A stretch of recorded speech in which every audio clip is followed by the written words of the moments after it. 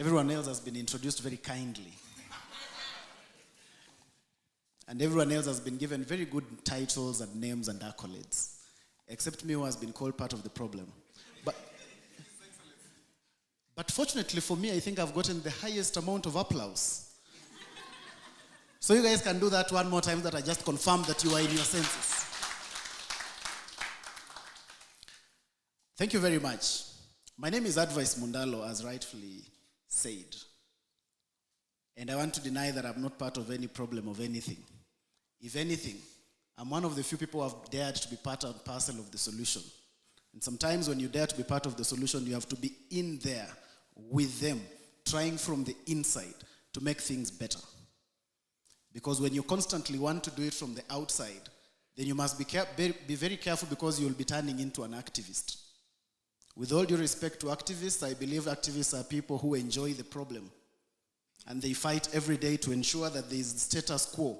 And the problem must be there for them to have a paycheck. And I believe that is one of the reasons why my brother Kasmuel could not survive as an activist. Because Kasmuel does not know how to earn from suffering. He does not know how to pretend that we are together when we are not together. So I'm just part and parcel of those people.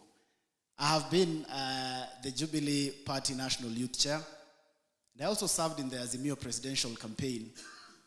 And we lost. So, Joachim, I understand you. And so this afternoon, I also just want to really, even before I say anything, really appreciate Jagero and the team for putting this up.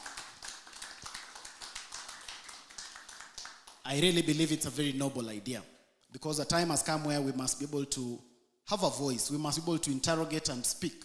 The difference between this podium and mainstream media is that here there is no spinning. Is that here there is no desired end in the beginning. Is that here we just have an honest conversation. Unlike many people, I am one of those people who believe in being an optimist. And so I don't always look at the glass half empty, but I try to ensure I look at it half full.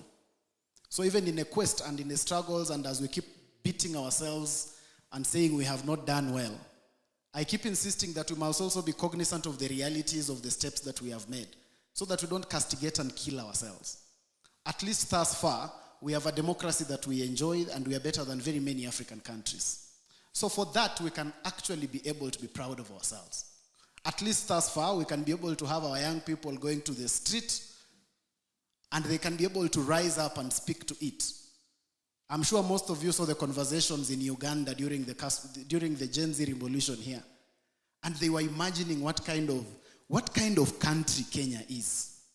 During that time, as I was in one of the African countries, I was not in the country at that time, the first Gen Z revolution, the one I call the Honest Revolution of June 25th, 2024.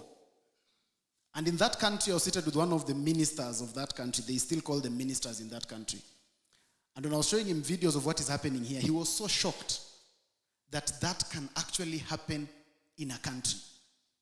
So we must also be able to appreciate that, unlike very many African countries, we have actually been able to stand our rights, and we've been able to come very far. That we can even be able to be having this conversation today without fear that there's an NIS official outside here waiting to pick any of us. I think it's a step in the right direction, and we can just appreciate ourselves for that. So that we are not gloomy 24 hours. I was told to talk about something about 2027. And most of the time we have had conversations with Jagero in the studio, and I'm one of those people who have kept saying that the government still holds the cards in 2027. It might not be a very popular thing to say. I can see some of your faces of the people who had just clapped changing and regretting the clap. But then I belong to the category of people who are realists, and I belong to the category of people who look at very things objectively and strategically. African governments have barely lost elections. In the history of Africa, actually only 2 African countries have the history of having had their president lose election after 1 term. So it is, first of all, not a popular occurrence in Africa. So that forms the basis of us. And why does this happen? Because in the first place, African governments always have the monopoly of control of the election, because what is election? It is one about the commission. Not to say that they might necessarily be interfering with it, but the reality also is that commissions are appointed by sitting presidents. And number two is that African governments also have the monopoly of public administration. Because whereas some candidate somewhere running for president has to start with having a team together, a sitting head of state has an infrastructure all the way to the chief and Nyumba Kumi that is being paid for by taxpayers' money. And already that gives them an edge of an advantage. But be that as it may, Kenya does not then become something very different. But why do I think they will have an advantage? Number one, I think it's because of the 2022 election.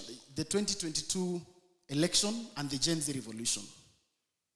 One fundamental thing that happened during that election in 2022 is that for the first time our election was decided not necessarily on the basis of tribes, but on the basis of issues. We seated in the Azimio corner tried very much to put up a narrative against what was being called the Hustler Nation.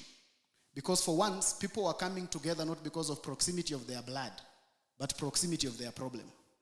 And that was a very difficult thing to deal with. Now, that created a new wave of election, and therefore, going into the next phase, that might continue being the issue. And number two, the Gen Z revolution that I've talked about that happened. In as much as the Gen Z revolution put the government on edge and nearly got government out of office, but to the benefit of government, it happened too early. And so government knows the problem. Government knows what things need to be addressed.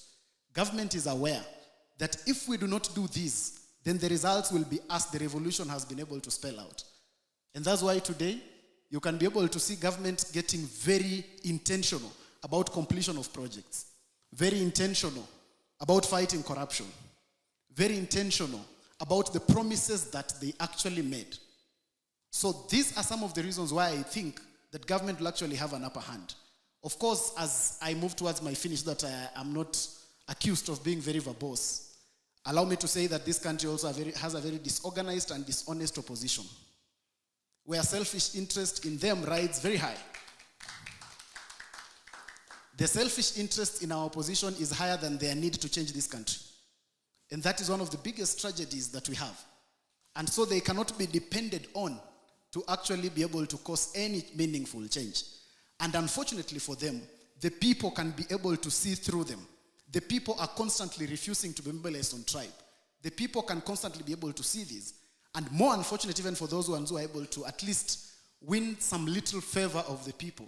They do not understand the language of election. They do not understand the language of the voter. The Gen Z cried and made their noise about Matiang'i and said he is the one who should be here. But he refuses to even agree with the dress code of the Gen Z. He refuses to even just agree with looking like the candidate for the Gen Z. And that is the language of the voter, because elections are not won in boardrooms, they are won on the street, and you must be able to understand the language of the voter. Of course, I will not make mention of Maraga, because even for those who loved him very much, they constantly continue thinking he's a lazy candidate. And apart from being lazy, he comes out and looks like he's the one who wants to invest the least in his own election, telling young people who have no jobs that he can only manage 1 million after earning 1 million for over 40 years is an insult to the young people of this republic. Ladies and gentlemen, I would have said more, but for the sake of this conversation, thank you very much. Asanteni sana.